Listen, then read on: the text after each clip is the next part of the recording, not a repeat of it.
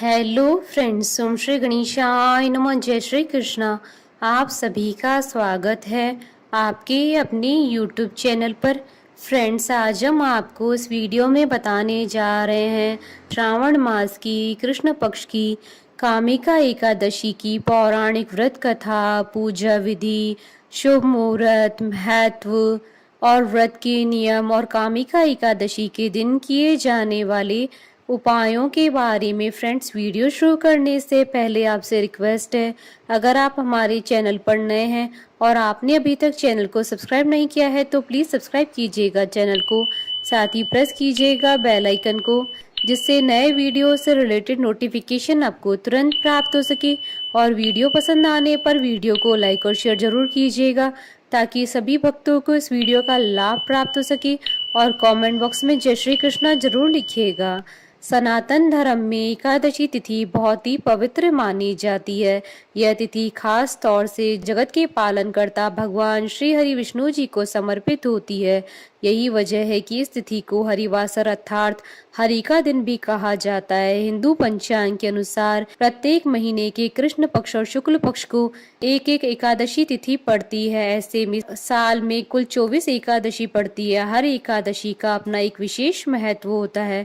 सावन मास की कृष्ण पक्ष की एकादशी को कामिका एकादशी और पवित्रा एकादशी के नाम से जाना जाता है। इस दिन विशेष रूप से भगवान विष्णु के उपेंद्र रूप की पूजा होती है। इस एकादशी का विशेष महत्व माना गया है क्योंकि यह सावन के पवित्र महीने में पड़ती है।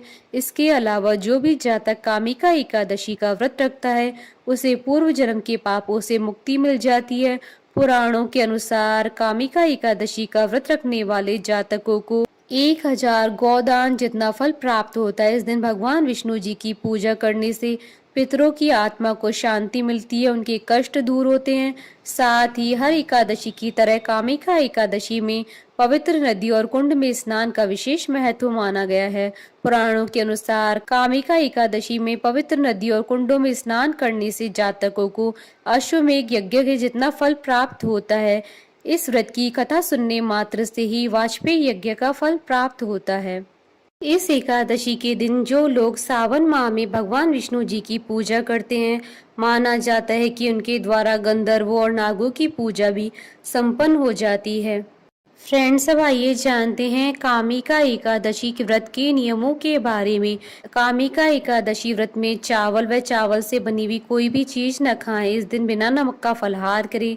फलाहार भी केवल 2 समय ही करें। फलाहार में तुलसी दल का अवश्य ही प्रयोग करना चाहिए।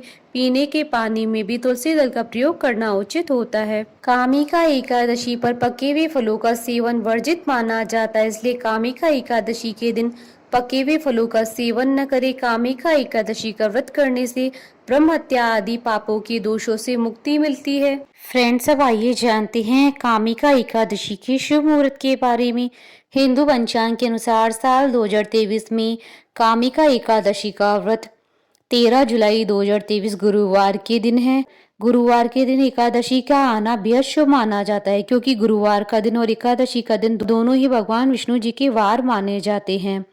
सावन कृष्ण एकादशी तिथि प्रारंभ होगी 12 जुलाई 2023 को शाम 5:59 पर और सावन कृष्ण एकादशी तिथि का समापन होगा 13 जुलाई 2023 को शाम 6:24 पर।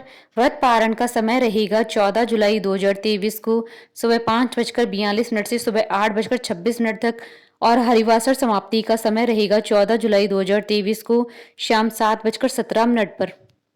फ्रेंड्स, अब आइए जानते हैं कामिका एकादशी की पूजन विधि के बारे में। सावन महीने की 11 का व्रत धारण करें। सुबह उठने के पश्चात अपने नित्य कर्मों से निवृत्त होने के बाद स्नान आदि कर लेवे।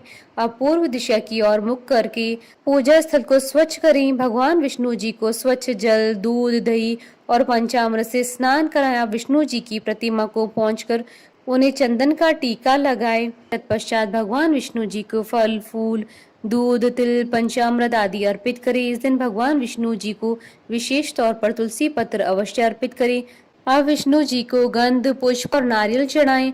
अब कपूर और दीपक के साथ भगवान विष्णु जी की आरती करें और मंत्रोच्चार करें। मेवे और मिष्ठान का भोग लगाकर सभी भक्तों में वितरित कर देवें। व्रत वाले पूरे दिन भगवान विष्णु जी का भजन कीर्तन करते रहें। विष्णु सहस्त्र नाम का पाठ करें।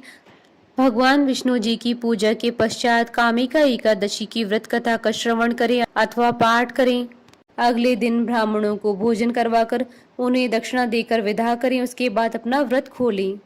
फ्रेंड्स, अब आइए जानते हैं कामिका एकादशी के दिन किए जाने वाले उपायों के बारे में। यदि आपके घर में सुख और शांति का वास नहीं हो रहा है अथवा परेशानियां जाने का नाम नहीं ले रही हैं, तो कामिका एकादशी के दिन शाम को तुलसी जी के सामने घी का दीपक जलाएं और ओम वासुदेवाय नमः मंत्र का जाप करते हुए तुलसी जी की 11 परिक्रमा करें।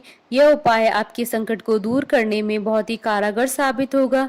यदि आपकी कोई इच्छा या मनोकामना हो, उसकी पूर्ति के लिए कामिका एकादशी के दिन भगवान विष्णु जी को पीले रंग के फूल और भोग अर्पित कर अपनी कामना कहें। इसके बाद भगवान विष्णु जी के चरणों में बैठकर विष्णु गायत्री महामंत्र ओम नारायणाय विद्यमय वासुदेवाय धीमहि का कम से कम 51 बार जाप करें। यदि धन संकट से जूझ रहे हैं तो कामिका एकादशी के दिन देवी लक्ष्मी और भगवान विष्णु जी को खीर में तुलसी के पत्ते डालकर भोग लगाएं। इसके बाद इस खीर का प्रसाद जितना हो सके उतना लोगों में बांटें। इससे आपके धन संबंधी सारी समस्याएं दूर हो जाएंगी। फ्रेंड्स, अब आइए प्रारंभ करें कामिका एकादशी की व्रत कथा। अर्जुन ने कहा, हे प्रभु, अब आप मुझे श्रावण मास के कृष्ण पक्ष की एकादशी की कथा सुनाने की कृपा करें। इस एकादशी का क्या नाम है? इसकी विधि क्या है? इसमें किस देवता का पूजन होता है? इसका उपवास करने से मनुष्य को किस फल की प्राप्ति होती है? भगवान श्री कृष्ण ने कहा, हे श्रेष्ठ धनुर्धर, मैं श्रावण माह की पवित्र एकादशी की कथा सुनाता हूँ। ध्यान पूर्वक श्रवण करो। एक बार इस एकादशी की पावन कथा को भीष्म पितामह ने लोकहित के लिए नारद जी से कहा था। एक समय नारद जी ने कहा, हे पितामह, आज मेरी श्रावण के कृष्ण पक्ष की एकादशी की कथा सुनने की इच्छा है, अतः आप इस एकादशी की व्रत कथा विधान सहित सुनाइए। नारद जी की इच्छा को सुन भीष्म पितामह जी ने कहा, हे नारद जी, आपने बहुत ही सुंदर प्रस्ताव किया है। अब आप ध्यान पूर्वक से श्रवण कीजिए। श्रावण मास की कृष्ण पक्ष की एकादशी का नाम कामिका है। इस एकादशी की कथा सुनने मात्र से ही वाजपेयी यज्ञ के फल की प्राप्ति होती है। कामिका एकादशी के उपवास में शंख चक्र गदाधारी भगवान विष्णु जी का पूजन होता है। जो मनुष्य इस एकादशी को धूप दीप नैवेद्य आदि से भगवान विष्णु जी की पूजा करते हैं, उन्हें गंगा स्नान के फल से भी उत्तम फल की प्राप्ति होती है। सूर्य ग्रहण और चंद्र ग्रहण में केदार और कुरुक्षेत्र में स्नान करने से जिस पुण्य की प्राप्ति होती है, वह पुण्य कामिका एकादशी के दिन भगवान विष्णु जी की भक्ति पूर्वक पूजा करने से प्राप्त हो जाता है। भगवान विष्णु की श्रावण माह में भक्ति पूर्वक पूजा करने का फल समुद्र और वन सहित पृथ्वी दान करने के फल से भी ज्यादा होता है। व्यतिपात में गंडकी नदी में स्नान करने से जो फल प्राप्त होता है, वह फल भगवान की पूजा करने से मिल जाता है। संसार में भगवान की पूजा का सबसे ज्यादा फल है, अतः भक्ति पूर्वक भगवान की पूजा न बन सके तो श्रावण माह की कृष्ण पक्ष की कामिका एकादशी का उपवास करना चाहिए। आभूषणों से युक्त बछड़ा सहित गोदान करने से जो फल प्राप्त होता है, वह फल कामिका एकादशी के उपवास से मिल जाता है। जो उत्तम द्विज श्रावण माह की कृष्ण पक्ष की कामिका एकादशी का उपवास करते हैं तथा भगवान विष्णु जी का पूजन करते हैं, उनसे सभी देव नाग किन्नर पितृ आदि की पूजा हो जाती है। इसलिए पाप से डरने वाले व्यक्तियों को विधि विधान से इस उपवास को करना चाहिए। संसार सागर तथा पापों में फंसे हुए मनुष्य को इनसे मुक्ति के लिए कामिका एकादशी का व्रत करना चाहिए। कामिका एकादशी के उपवास से सभी पाप नष्ट हो जाते हैं और संसार में सबसे अधिक पापों को नष्ट करने वाला और कोई उपाय नहीं है। हे नारद जी, स्वयं भगवान ने अपने मुख से कहा है कि मनुष्य को आध्यात्म विद्या से जो फल प्राप्त होता है, उससे भी अधिक फल कामिका एकादशी का व्रत करने से मिल जाता है। इस उपवास को करने से मनुष्य को न यमराज के दर्शन होते हैं और न ही नरक के कष्ट भोगने पड़ते हैं, वह स्वर्ग का अधिकारी बन जाता है। जो मनुष्य इस दिन तुलसी दल से भक्ति पूर्वक भगवान विष्णु जी का पूजन करते हैं वह संसार सागर में रहते हुए भी इस प्रकार अलग रहते हैं जिस प्रकार कमल पुष्प जल में रहता हुआ भी जल से अलग रहता है। तुलसी दल से भगवान श्री हरि का पूजन करने का फल 1 बार स्वर्ण और 4 बार चांदी के दान के फल के बराबर है। भगवान विष्णु रत्न मोती मणि आदि आभूषणों की अपेक्षा तुलसी दल से अधिक प्रसन्न होते हैं। जो मनुष्य प्रभु का तुलसी दल से पूजन करते हैं उनके सभी पाप नष्ट हो जाते हैं। हे नारद जी, मैं भगवान की अति प्रिय श्री तुलसी जी को प्रणाम करता हूँ। तुलसी जी के दर्शन मात्र से ही मनुष्य के सभी पाप नष्ट हो जाते हैं और शरीर के स्पर्श मात्र से ही मनुष्य पवित्र हो जाता है। तुलसी जी को जल से स्नान कराने से मनुष्य की सभी यम यातनाएं नष्ट हो जाती है। जो मनुष्य तुलसी जी को भक्ति पूर्वक भगवान की श्री चरण कमलों में अर्पित करता है उसे मुक्ति मिलती है। इस कामिका एकादशी की रात्रि को जो मनुष्य जागरण और दीप दान करते हैं उनके पुण्य को लिखने में चित्रगुप्त भी असमर्थ है। एकादशी के दिन जो मनुष्य भगवान के सामने दीपक जलाते हैं उनके पितृ स्वर्ग लोक में भी अमृत का पान करते हैं। भगवान के सामने जो मनुष्य घी या तिल के तेल का दीपक जलाते हैं उनको सूर्य लोक में भी सहस्त्रों दीपकों का प्रकाश मिलता है। भीष्म पितामह जी ने नारद जी से कहा, अब मैं आपको कामिका एकादशी की व्रत के महात्म्य के बारे में बताता हूँ, ध्यान पूर्वक सुनिए। एक गांव में एक वीर क्षत्रिय रहता था। एक दिन किसी कारणवश उसकी ब्राह्मण से हाथापाई हो गई और ब्राह्मण की मृत्यु हो गई।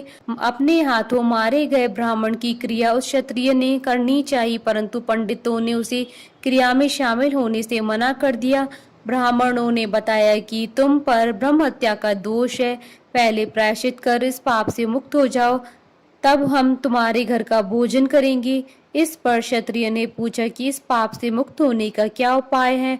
तब ब्राह्मणों ने बताया कि श्रावण माह के कृष्ण पक्ष की एकादशी को भक्ति भाव से भगवान श्रीधर का व्रत एवं पूजन कर ब्राह्मणों को भोजन करा के सदक्षिणा के साथ आशीर्वाद प्राप्त करने से इस पाप से मुक्ति मिलेगी। पंडितों के बताए तरीके पर व्रत कराने वाली रात में भगवान श्रीधर ने क्षत्रिय को दर्शन देकर कहा कि तुम्हें ब्रह्म हत्या के पाप से मुक्ति मिल गई है। इस व्रत को करने से ब्रह्म हत्या आदि के सभी पाप नष्ट हो जाते हैं और इस लोक में सुख भोगकर प्राणी अंत में विष्णु लोक को जाते हैं। इस कामिका एकादशी के महात्म्य के श्रवण और पठन से मनुष्य स्वर्ग लोक को प्राप्त करते हैं। कथा सार, भगवान श्री हरि सर्वोपरि हैं। वे अपने भक्तों की निश्चल भक्ति से ही सहज ही प्रसन्न हो जाते हैं। तुलसी जी भगवान विष्णु जी की प्रिया हैं। भगवान श्री हरि हीरे मोती सोने चांदी से इतनी प्रसन्न नहीं होती जितनी प्रसन्नता उन्हें तुलसी दल की अर्पण करने पर होती है। बोलिए भगवान विष्णु की जय, सनातन धर्म की जय। हमारे साथ इस वीडियो में अंत तक बने रहने के लिए आपका धन्यवाद। ओम श्री गणेशाय नमः। जय श्री कृष्ण।